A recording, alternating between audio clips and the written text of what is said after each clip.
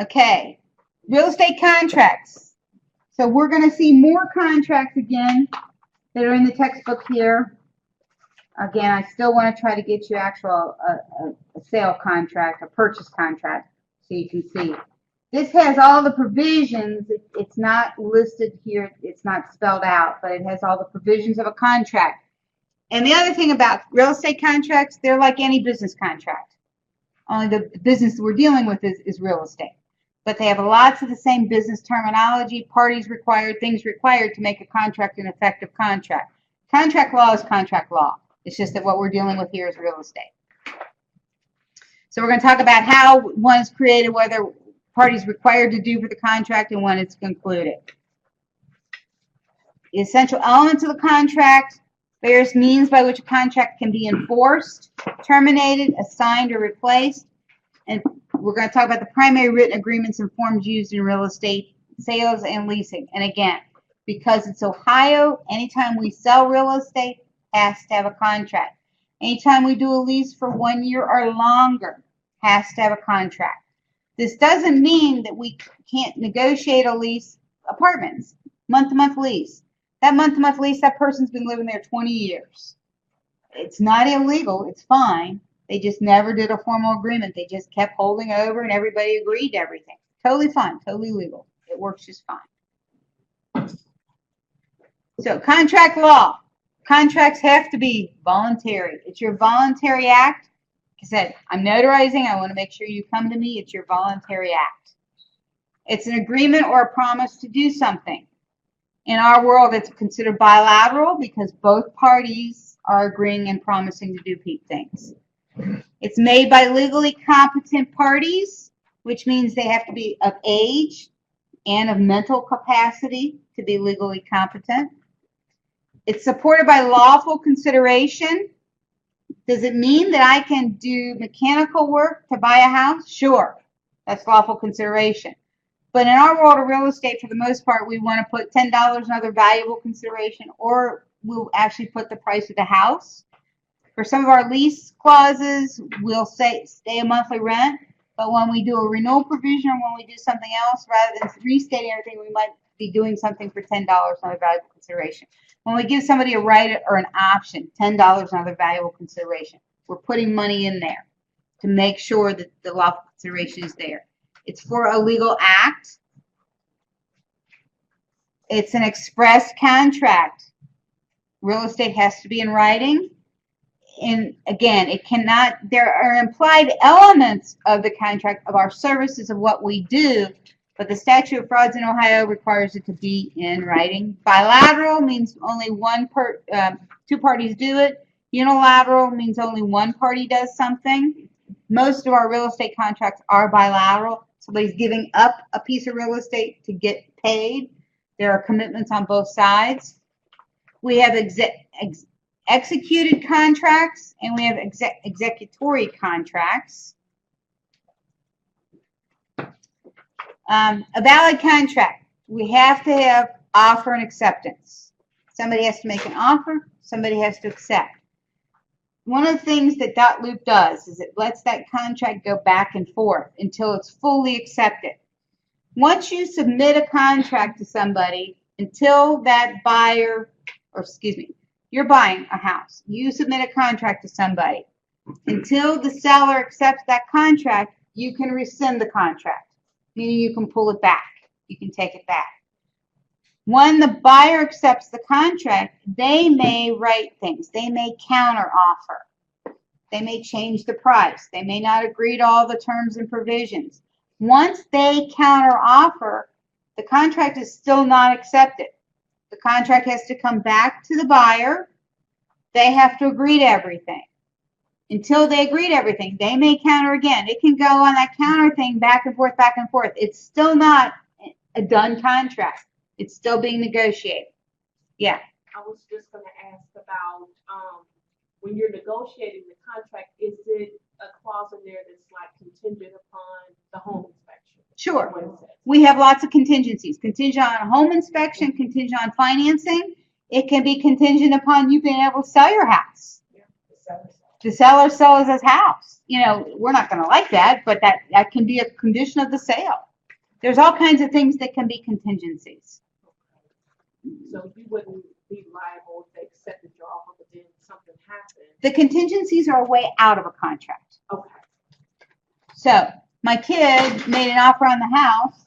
It appraised at $5,000 less than he offered. He wouldn't have had to buy the house, but they came down $5,000, so he agreed to still buy it. But that contract had to go back and forth a few times to get it to that point. But it was still contingent. Okay, at that point in time, the appraisal came through. It was still contingent upon him being able to get financing. He had a commitment letter, but he still had to take the whole transaction back to the bank for them to approve the transaction. It still could have fallen apart. Should have had that loop. Well, no. Even if it had that loop, it has to go back and forth to the bank. The bank has to ultimately approve it through their process. This is a kid that did an online approval, online process, online everything. It worked great. It just held up. It took some time to get it done. And I kept telling him, calm down. If it doesn't happen, it's not meant to be. It's not the end of the world. And then he's like, oh, man, I actually bought a house. And it's like, yeah, you bought it. Consideration, money going back and forth, legally competent parties, consent, and then the legal purpose. The contract is valid. It has all the legal elements. It's void if it lacks one or more elements and has no legal force or effect. It's voidable. It has all legal elements on its face, but it may be rescinded or disaffirmed. A contract is voidable if you deal with a minor. The minor might not disclose their minor while this whole thing is going on, but if you find out they're a minor, they can come back in and try to void the contract. Unenforceable appears to have all the legal elements but cannot be enforced in court. You'll run into, believe me, when you've been in this business long enough, you'll run into every one of these wrong scenarios somewhere. You'll hear about it, you'll see it happen. Discharge a contract. A contract gets discharged or completed through performance. It can be discharged through assignment. You can assign the contract to somebody else.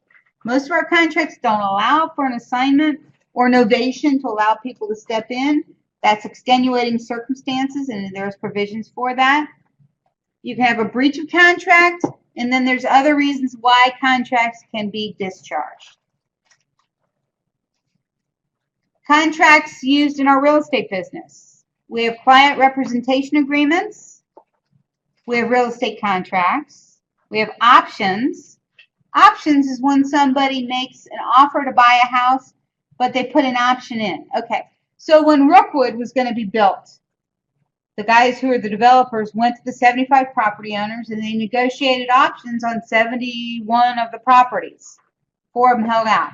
But on 71 of the properties, they negotiated options. They actually ended up buying all their houses.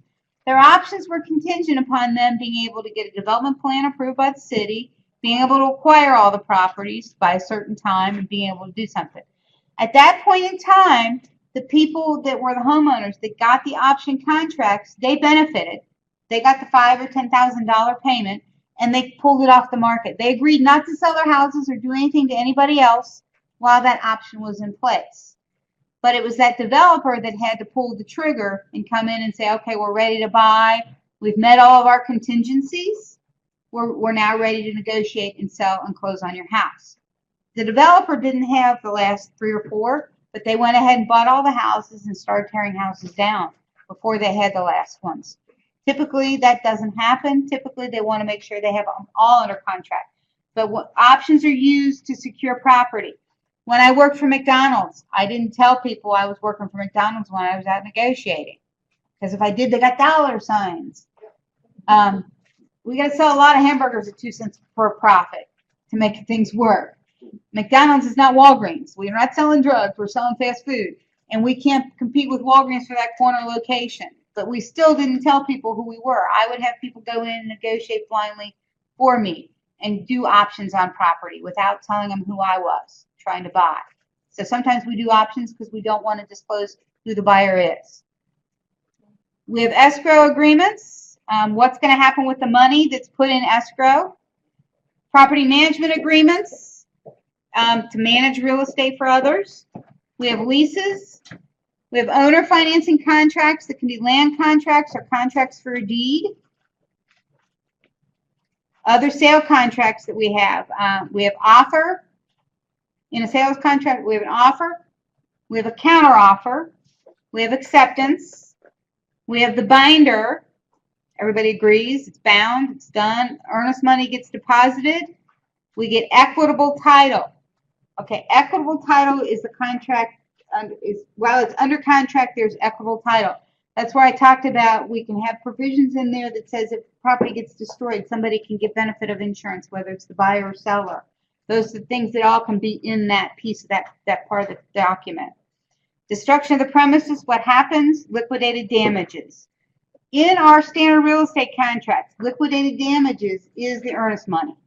The earnest money we give to somebody to take the house off the market. We have provisions in our contract that says if we back out of the deal, we're breaching the contract or whatever, the liquidated damages is the earnest money. That's already provisions in our Board of Realtor contract. We try to keep it simple and upfront. The provisions of the sales contract you'll read about. The contingencies, again, it could be contingent on lots of different things. As creative as we want to be, but there are standard contingencies in our board contract. We have amendments and addendums, disclosures, that property disclosure form becomes part of it. Our agency disclosure form becomes part of this. The options that we do. We can have owner financing with land contracts. So there's lots of different, I just hit you with like 20 different option contract things that are happening in the world. Again, more reason for you to work under somebody and learn this business for a while. There's a lot of things, lots of moving parts, things going on here. And that is it for real estate contracts. So the best thing you can do is read through the chapter. I'll try to get you some examples of contracts, but between chapters 9, 10, and 11, and 12, lots of them, 10, 11, 12, are dealing with contracts. Put it all together. Read each one, but put it all together while you're going through it to get it all done, to get where you need to be on that. Any questions? I was just going to ask, like, when agents, or I think Hunter was talking about this, like when agents are just doing showings for other agents, but they're not actually, I guess, is that form of like learning and working under an agent for a while? It can be. Okay. So when agents are helping show, what they can do is they can offer an agent some money. Say, I'll give you part of the fee if you help me get it sold, or you're available for the showing. I'll give you a fee to help out for your time. But a lot of it is, I'm simply inviting you in to give you some exposure to learn. When you're learning, don't let them take advantage of you. You know, you want to do a few of these because that's just getting in there, getting the experience, real life people dealing with the situation. But don't let people take advantage of you. You know, at some point in time, you might do it a couple times for free. After that, you may say, hey, you know, if I'm going to have 2 hours of my time here, I expect you'll give me something, $100 or something for my time once you close the transaction. Expect to get that. But you'll talk to these agents about doing that stuff. But yes, that is a way to learn the business, is to be out there doing it. Absolutely.